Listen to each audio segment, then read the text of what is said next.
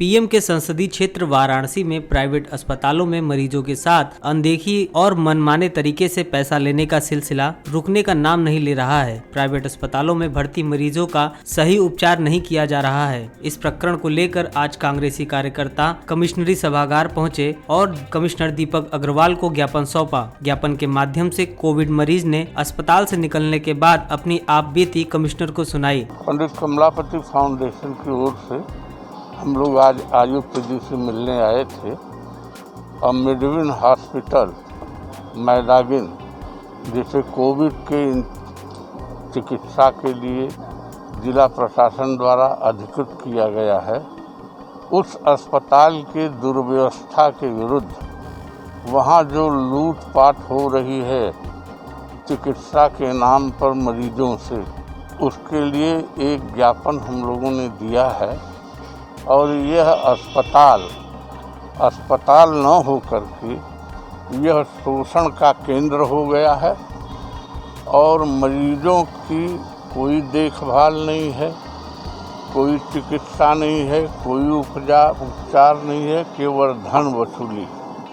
और इस अस्पताल की सबसे बड़ी जो खूबी है वो ये है कि अस्पताल में 25-25 हज़ार रुपये का इंजेक्शन के नाम से चार्ज किया जाता है। वो कौन सा इंजेक्शन है जिसमें 25 हज़ार रुपये का मिल रहा है, जबकि कोई दवा नहीं है। जो दवाएं प्रेस्क्राइब्ड हैं वो भी दवा नहीं दिया जाता। प्राइवेट वार्ड के जो पेशेंट हैं, जनरल वार्ड के जो पेशेंट हैं, उनको खाना भी मैदागिन पर रिक्शा वाले, खोमचा वाले, ठेला वालों के लिए जो लगा करके ट्राली खाना बनाते हैं, खोमचा लगा करके वहीं से खाना बना करके मरीजों को खाना दिया जाता है। और कई लोग वहाँ मर चुके हैं और कुछ ऐसे भी मरीज आए हैं तब इनको अपने यहाँ से रेफ़र किया जब वह BHU जाते जाते ही उनकी मौत हो गई। कमिश्नर साहब ने कहा कि ये बड़ी गंभीर बात है और इसका मैं निश्चित आपको एश्योर करता हूँ कि मैं जांच कराऊंगा। अब फिर तब तो एक चीज़ है लोकतंत्र में आंदोलन का, लोकतंत्र में धरना सत्याग्रह का, और यह सरकार जो है लोकतांत्रिक पद्धति को बिल्कुल अस्वीकार कर रही है। कल बनारस में अपनी बात कहने के लिए समाजवादी पार्टी कार्यकर्ता आए थे, उनका मारकर सर फोड़ दिया गया। मेरा मानना है कि यह सर समाजवादी पार्टी के कार्यकर्ताओं का नहीं, लोकतंत्र का सर फोड़ा गया है। हम लोग बैठेंगे और विचार करेंगे, सभी दलों के लोग एक बैठ करके विचार करेंगे कि कैसे इस गुंडागर्दी से, सरकार की इस गुंडागर्दी से कैसे निपटा जाए। मरीज आनंद कुमार मिश्रा ने बताया कि उनके कोरोना पॉजिटिव होने के बाद उन्हें वाराणसी के एक निजी अस्पताल में भर्ती कराया गया। पहले तो अस्पताल की ओर से प्राइवेट वार्ड में भर्ती करने के लिए मोटी रकम मांगी गई और जब पैसे दे दिए गए तो उन्हें जनरल वार्ड में भर्ती कर दिया गया। दवाओं के असर के कारण उन्हें ज्यादा होश नहीं रहता था और उन्होंने खुद को एक दिन बेड के नीचे पाया, जिसके बाद बड़ी मिन्नत करने के बाद उन्हें प्राइवेट वार्ड में शिफ्ट किया गया। इस समस्या को लेकर आज कांग्रेसी कार्यकर्ताओं ने कमिश्नर दीपक अग्रवाल को ज्ञापन सौंपा है और कार्रवाई की मांग की है। मैं 22 जुलाई को कोविड पॉजिटिव होने के बाद जो है मेडविन हॉस्पिटल में एडमिट हुआ और जब मैं एडमिट हुआ तो ये डॉक्टर मनमोहन श्याम, पहले तो मैं एम्बुलेंस में 2 घंटा बैठा रहा, मेरे साथ के मेरा बेटा गया था, एक सतीश अंजान जी वो गए थे। उनसे पहले कहा कि 3 लाख रुपए जमा करिए तब फिर मरीज को मैं एडमिट करूंगा। तो इन लोगों ने कहा कि भाई 7-8 बजे रात में इस समय 3 लाख रुपए कहाँ से आएंगे, अगर ATM से भी निकालेंगे तो 40,000 से ज़्यादा नहीं आएगा, तो आप 40,000 रुपये जमा कर लीजिए, सवेरे कल हम जमा कर देंगे। तो नहीं माने, कहे नहीं तब ले जाइए, हम नहीं करेंगे, ये है वो है, करते करते 10 साढ़े 10 बजे मेरा बड़ा बेटा अमेरिका में रहता है, तो छोटे वाले ने उनसे बात किया तो उसने 2 लाख रुपए कहा कि 2 लाख रुपए हम ट्रांसफ़र कर देते हैं। तो किसी तरह 2 लाख रुपए 3 लाख मांग रहे थे, 2 लाख पे तैयार हो गए तो 2 लाख रुपए ट्रांसफ़र हो गया। तब मुझको एडमिट किए। एडमिट करने के बाद मुझको लंबा समझाने लगे कि यहाँ रुद्राभिषेक का सवेरे पाठ होगा, वो होगा, सब लाइव दिखाया जाएगा। और मुझको प्राइवेट वार्ड में भर्ती करने की बात हुई थी और ले जाके जनरल वार्ड में इन्होंने एडमिट कर दिया। और सवेरे तक मैं एकदम ठीक ठाक था, केवल और एम्बुलेंस से उतर के मैं पैदल चल के गया था, लिफ्ट से चढ़ के सारी चीज़ें। पता नहीं क्या उन्होंने हमको वो किया, वहाँ के कमज़ोरी की वजह से ग्लूकोज चढ़ा रहा हूँ और उसमें लग रहा था जैसे नींद की दवा। मैं 24 घंटा फिर सोने ही लगा। सोने का नतीजा हुआ कि मैं बेड के नीचे कब आ गया 23 या 24 तारीख को, कितने घंटे मैं ज़मीन पे पड़ा रहा, कोई देखने वाला नहीं, एक फिजिशियन डॉक्टर नहीं उस पूरे हॉस्पिटल में। केवल ये जो डॉक्टर मनमोहन श्याम है, ये एनेस्थीसिया का डॉक्टर है।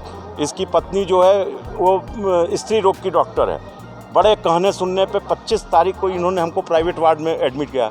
आप विश्वास मानिए 25 जुलाई से 31 जुलाई जिस दिन मैं डिस्चार्ज हुआ हूँ, एक दिन भी कोई डॉक्टर मुझको देखने कमरे में नहीं आया। मैं कहता रह गया, ट्रीटमेंट का हमको कुछ पता ही नहीं। मैं 24 घंटा सोता रहा, ना मेरा एक्सरे कराया गया, ना मेरा क्या, मतलब कि कोई टेस्ट नहीं। और जब 31 को डिस्चार्ज किया गया है तो बिल मांगते रहे, नहीं दिया इस आदमी ने।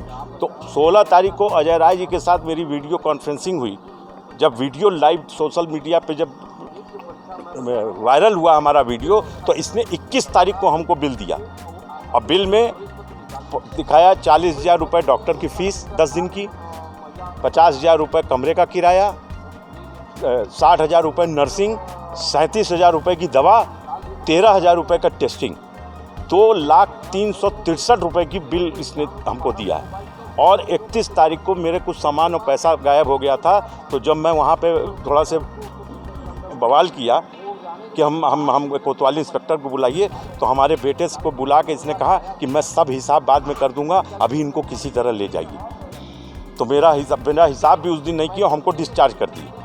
और 21 अगस्त को इन्होंने हमको पूरा बिल बाउचर दिया। डिस्चार्ज करने में भी बड़ी कहानी है, डिस्चार्ज ही नहीं कर रहा था। हमने फिर doctor deputy CMO Sanjay Rai ji को फ़ोन किया। हमने कहा, मान्यवर, मैं 8 जुलाई का बीमार पड़ा था, 17 जुलाई को मेरा पॉजिटिव मतलब ये कोविड का टेस्ट हुआ है BHO में, 21-22 तारीख को हमारा रिजल्ट आया कि मैं पॉजिटिव हूँ, जबकि मेरी पत्नी और मेरा बेटा जो है निगेटिव रहा। तो ऑलरेडी 10-12 दिन हो गया है बीमार हुए। फिर 29 तारीख को मैं जब इनसे बात किया तो उन्होंने कहा कि ये सरकार का आदेश आ गया है कि 7 दिन में, पहला टेस्ट होने के 7 दिन के बाद दूसरा टेस्ट किया जाए। अगर निगेटिव आ जाता है पेशेंट तो छोड़ दिया जाए। ये कह नहीं, मेरी DM साहब से बात हुई है, मैं 14 हॉस्पिटल में आने के 14 दिन बाद, मतलब 22 तारीख से लेके 14 दिन बाद ये हमारा टेस्ट कराते और 20-22 तारीख तक, मतलब 20-22 दिन रखते, केवल पैसे के लिए, केवल पैसे के लिए। और आप समझ लीजिए मेरे सामने रमेश केसरी मरा है और उसका वो चिल्लाता रह गया। 28 जुलाई को सवेरे बाथरूम में गिर गया, कोई उसको बचाने वाला नहीं आया। ये डॉक्टर 28 जुलाई को भी लखनऊ गया था, 23 जुलाई को भी ये लखनऊ गया था।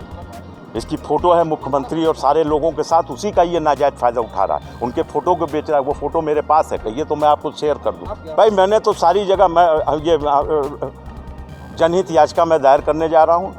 आज कल परसों कल तक हाई कोर्ट बंद है। हो सकता है कि हमारे वकील साहब ने कहा बृहस्पतिवार तक जो है जनहित याचिका एक दायर हो जाएगी। पेश है न्यूज बकेट हिंदी मासिक पत्रिका। पढ़ें इस महीने की पूरी खबर विस्तार से हमारे न्यूज बकेट की मैगजीन में। हमारी मैगजीन को मुफ्त में पढ़ने के लिए अभी लॉगिन करें www.newsbucket.in पर। इसके अलावा रोज की ताज़ा खबरों के लिए हमारे YouTube चैनल को तुरंत सब्सक्राइब करें।